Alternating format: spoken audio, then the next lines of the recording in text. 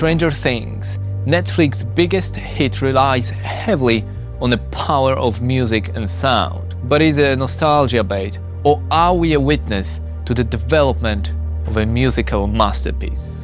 There's your finger looking good. So the series synthwave beats, cheesy hooks, and eerie electronic effects are one side of the coin. The meticulously curated popular tracks frequently highlight the 80s vibes too, playing on our attachments to simpler times, better times.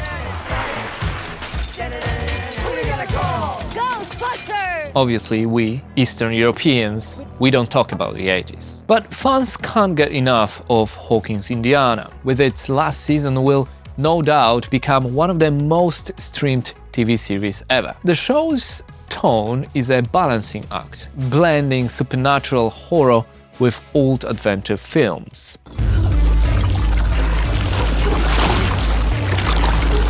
Using cinematography and editing to create a specific mood and atmosphere is a remix, using old tricks. But music sets the emotional tone of the show, creating a sense of nostalgia and excitement, as well as suspense and dread. Kyle Dixon and Michael Stein from the electronic band Survive used their composition to transport viewers back to the 1980s. The pair used vintage synths like the Prophet 5 and Mellotron for the theme's retro vibe.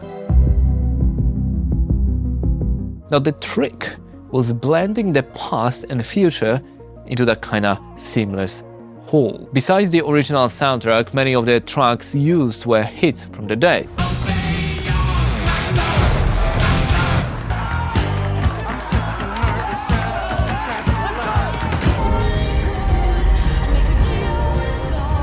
All give us an unhealthy dose of longing for the past, but remixed for the modern sound. To me, what's weird about it is, why are we nostalgic? We weren't there in the 80s, but that's where synthwave comes in. Modern electronic music, but inspired by the 80s. Vangelis, Carpenter, Jean-Michel Jarre. Music listened to by our dads, boomers. So it's the return to these times with the artwork, with the style, with the neons. Thor Ragnarok or Drive are examples of that.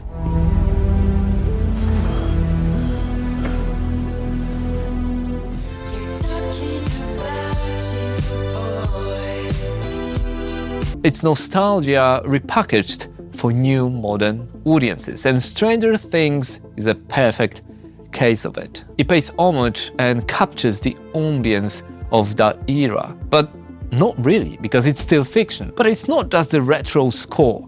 Stranger Things uses past classics and introduces them to a younger generation, with a bit of remix, of course.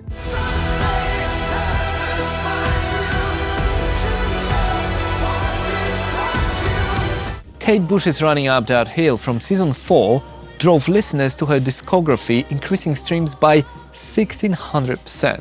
Master of Puppets by Metallica experienced a surge and rose up the charts, entering Spotify's top 50 global, rightly so. Never-Ending Story by Liam, Toto's Africa, with David Page saying, "Who could have predicted that Africa would become popular again?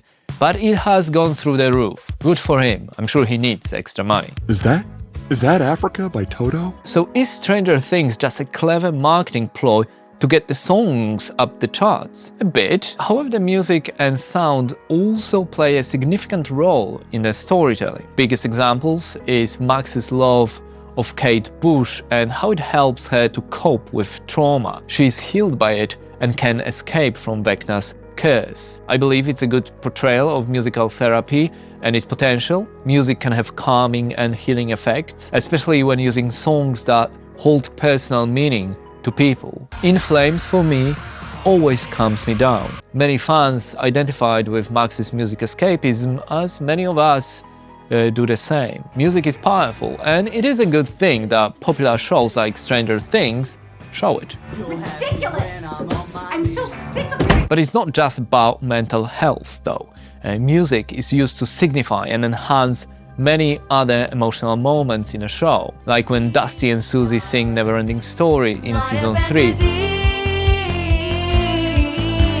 or Will battles the Mind Flayer and Should I Stay or Should I Go by The Clash anchors him to the normal world in season 2. First time you got into music, real music.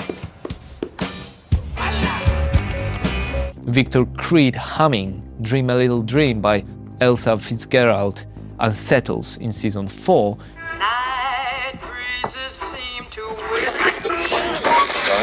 And of course, Eddie Munson's epic solo in the finale, playing Master of Puppets in this sort of defining moment in conquering his fears.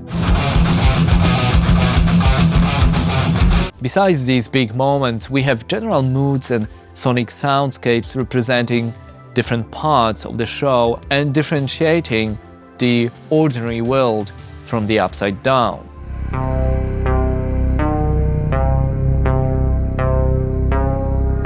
Themes create horror and mystery, ambience and anticipation.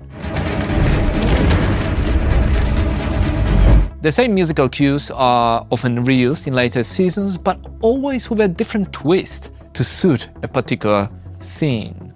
It's never dull. So, is it just a nostalgia fest? A scheme to get us buy 80s inspired merch and get Metallica trending on TikTok? How do you do, fellow kids? Are people watching the show because it reminds them of their stress-free childhoods, even though we weren't even born then? Well, I reckon there is some truth to the idea that it is a nicely presented package of retro look, but the revival of the tracks shows how timeless they are, with the younger generations, streaming, downloading and reusing them on social media. But the music plays more roles in Stranger Things. It's one of the main characters, possibly the most powerful of all. The best work is produced by creators, filmmakers, storytellers who understand the power of sound and music. Alright, back to it.